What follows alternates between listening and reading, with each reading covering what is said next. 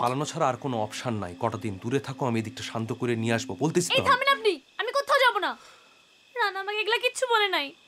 আমি পালাতে যাব কেন? আমি কোনো দোষ করি না, আমি পালাতে যাব কেন? আপনি চুপ। আপনার মাথায় কোনো বুদ্ধি শুদ্ধি আছে? কি মনে করছেন মোস্তাকের লোকজন কোনখানে ছড়ায় আছে জানেন আপনারা? আচ্ছা আচ্ছা আচ্ছা, আমরা এই গ্রাম থেকে পালাইতে পারবো? আচ্ছা দেখো কি শোনো, আমরা কি দোষ করছি? কোথায় যাব আমরা?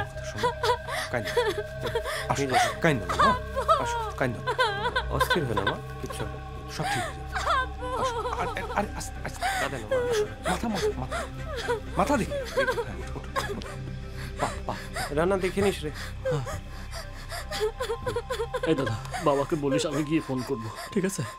বলবি ভাই, আমি নিয়ে আসবো। ঠিক আছে ঠিক আছে, এখন যা, যা বন্ধ করে দিই এটা। এই গাড়ি স্টার্ট দে, আর নৌকায় বসে তারপর স্টার্ট করবি, বুঝছিস? যা সাবধানে।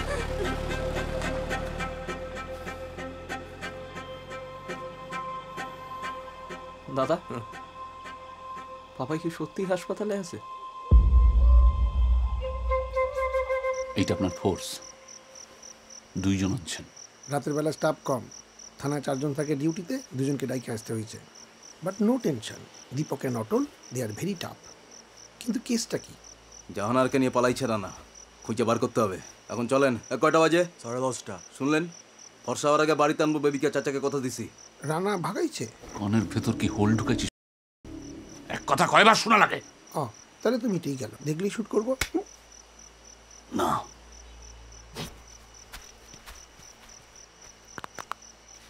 চল।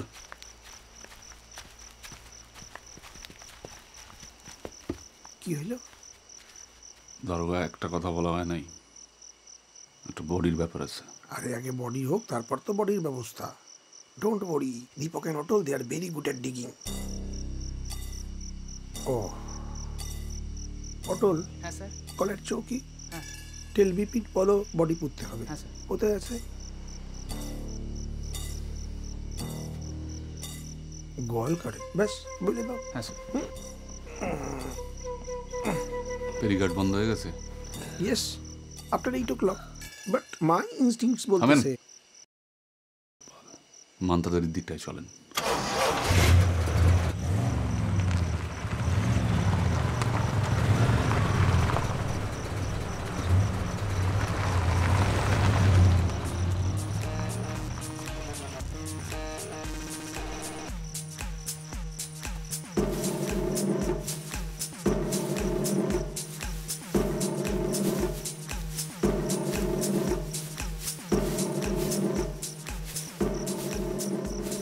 দুনিয়ার সব থেকে বড় পাপগুলোর মধ্যে একটা হইল ধোঁকা দেওয়া।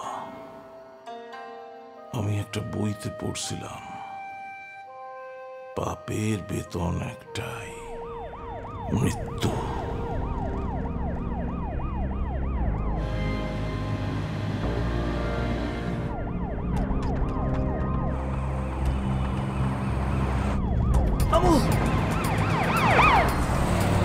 মৃত্যু তো মানুষকে ছাড়ে না, জন্মের পর থেকেই লাইকা থাকে মৃত্যুর যোগ।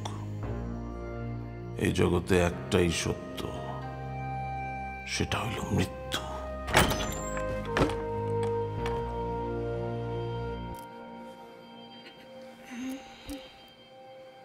কি গো?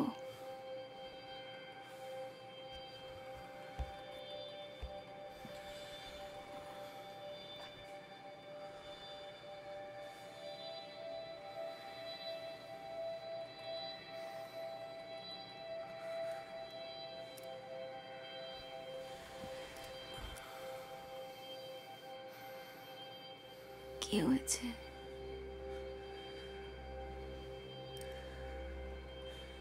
কি?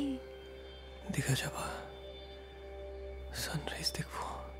কাজেই প্রতিটা প্রাণীর মরার ভয় থাকা ভালো।